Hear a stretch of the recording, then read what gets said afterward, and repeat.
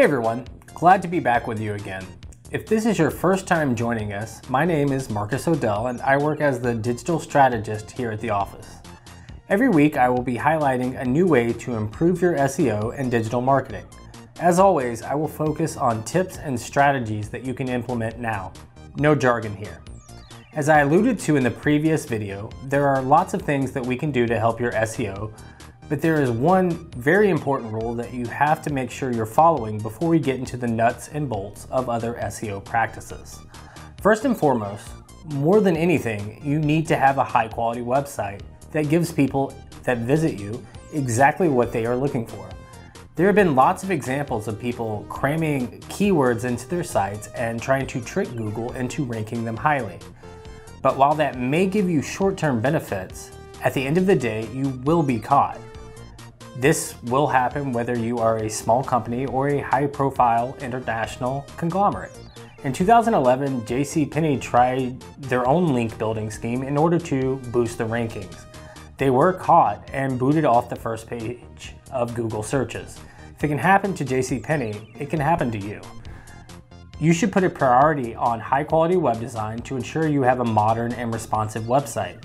It's especially important to make sure your site not only looks good on your high-resolution desktop monitor, but also looks great on mobile devices. Website visits from mobile devices such as cell phones now account for over half of all website visits. Google now takes that into consideration and will penalize you if your site does not perform well on mobile phones. A site that loads quickly on your powerful desktop may load very slowly on a phone. Besides an attractive and well-performing website, you need to focus on writing quality content.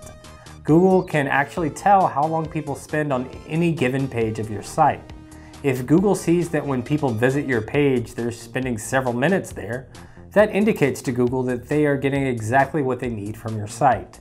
If they are spending very little time there and then exiting, that is signaling to Google that you're not a trustworthy site and your ranking will suffer. Get with your marketing team, and when you do write copy or blog posts for your website, focus on writing substantial and informative content that answers a specific question. Once again, you can try to trick Google into ranking you highly, but they are surprisingly good at finding it out, and at the end of the day, your site will suffer if you use scammy tactics. When writing an article, pick 1 or 2 keywords or a question that you want to focus on and write 400 to 800 words about it. That's enough to give an informative answer on just about anything. You should do this not only because Google will reward your high quality content, but also because that's what your customer is looking for. They will know that they can depend on you for high quality and actionable tips. Then they're more likely to purchase your product now or in the future. There have been several studies that found that companies who put out high quality content are rated more favorably by consumers.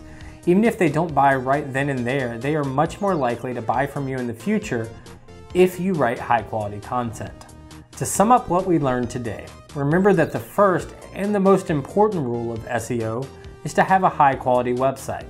Spend the money on getting an attractive website, make sure it performs well on both mobile and desktop, and focus on writing engaging and substantial content that your customers will find useful. Need somewhere to start? Take your most frequently asked questions from your customers or readers and write a blog post answering it in detail.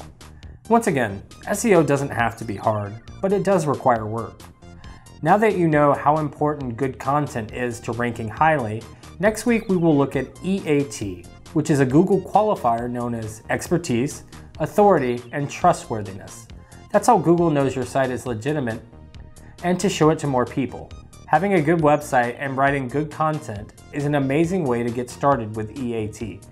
Next time we'll look at specific strategies to make sure that you are following Google guidelines on high quality content. That's it for this week, and look forward to talking with you next time.